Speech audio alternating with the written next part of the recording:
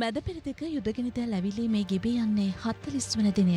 දින 39ක් ගෙබෙද්දී මේ යුද ගැටුමේ තීරණාත්මක මොහොතක් උදා වුණා. ඒ ඇමරිකානු ජනාධිපති ට්‍රම්ප් හෝමස් සමුද්‍ර සංධිය 100% විවෘත කිරීමට ඉරානයට පැය 48ක කාලයක් ලබා දීමත් සමගයි. ඒ අනුව ට්‍රම්ප් ඉරානයට තර්ජනය කළේ ලබා දුන් කාල සීමාව අවසන් වීමට ප්‍රථම හෝමස් සමුද්‍ර සංධිය විවෘත කළේ නැත්නම් ඉරානයේ විදුලි බලාගාර පාලම් සම්පූර්ණයෙන්ම විනාශ කරන බවයි.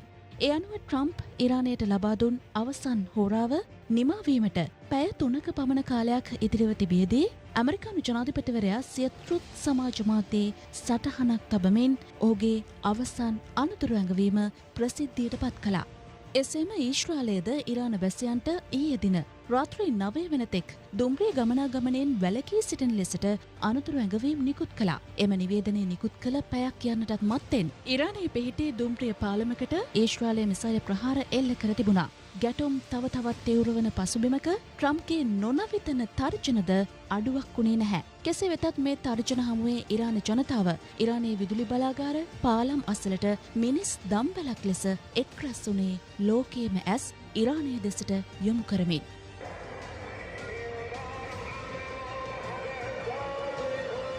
ඒ වගේම ඉරානයේ ප්‍රසිද්ධ ගායකින් පවා මේ ස්ථානවලට එක්රැස් වෙමින් වයලින් වාදනය කරමින් සමස්ත ලෝකයට වෙනස් පණිවිඩයක් ලබා දුන්නා.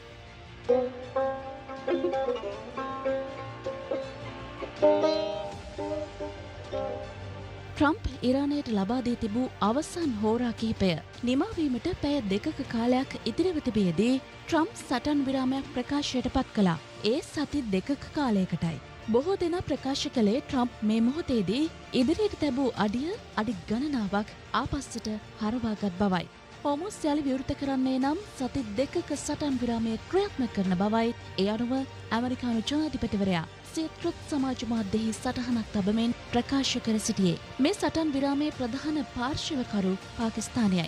ඇමරිකාව සටන් විරාමයක් පිළිබඳව ප්‍රකාශයට පත් කරද්දී මුළු ලෝකයේම අවධානය යොමු වුණේ ඉරානයේ ප්‍රතිචාරය කුමක් වේද යන්නයි. ඒ අනුව ඉරානයේ විදේශ අමාත්‍ය අබ්බාස් අරක්චි සටන් විරාමයට එකඟ බව නිල වශයෙන් නිවේදනය කර තිබුණා. කෙසේ නමුත් ඉරාන විදේශ ඇමති වැඩිදුරටත් සඳහන් කර තිබුණේ සටන් විරාමයට එකඟ වන්නේ ඉරානයට එරෙහි ප්‍රහාර සම්පූර්ණයෙන්ම නතර කළහොත් පමණක් බවයි. ඊශ්‍රායල පාර්ශවයේද සති 2ක කාලයක් සඳහා යෝජනා වූ මේ සටන් විරාමයට සිය එකඟතාවය පළ කර තිබෙනවා. මේ බව CNN පුවත් සේවයේද අද වාර්තා කර තිබුණා. ඒ අනුව මේ සියලු පාර්ශව එක මේසයකට ගෙන ඒමේ ප්‍රධාන පාර්ශවකරු බවට පත් වුණේ පාකිස්තානයයි. ඒ අනුව එළඹෙන 10 වන දින පාකිස්තානයේ ඉස්ලාමාබාද් නුවර ඇමරිකාව සහ ඉරානය සටන් විරාම ගිවිසුම පිළිබඳ සාකච්ඡා සිදු කිරීමට නියමිතයි. ඒ අනුව ඇමරිකාව වෙත ඉරානය මෙහිදී කරුණු 10කින් සමන්විත යෝජනාවලියක් ඉදිරිපත් කර තිබෙනවා. මෙම යෝජනාවලිය පදනම් කරගෙනයි සටන් විරාම සාකච්ඡා සිදුවන්නේ. මේ අතර ඇමරිකානු ජනාධිපතිවරයා සටන් විරාමයේ ප්‍රකාශයට පත් කිරීමත් සමග ලෝක වෙළඳපොලේ බොරතෙල් මිල 16%කින් පහළ ගියා. ඒ අනුව WTI බොරතෙල් බැරලයක මිල ඇමරිකානු $95.47ක් දක්වා පහළ ගොස් ඇති අතර බ්‍රෙන්ට් වර්ගයේ බොරතෙල් බැරලයක මිල $92.84ක් දක්වා පහළ ගොස් තිබෙනවා. මේ අතර සටන් විරාම ගිවිසුම නිවේදනය කිරීමත් සමග ඉරාන වැසියන් සේම ඉරාක වැසියන් සිය සතුට සැමරුවේ මෙලෙසින්.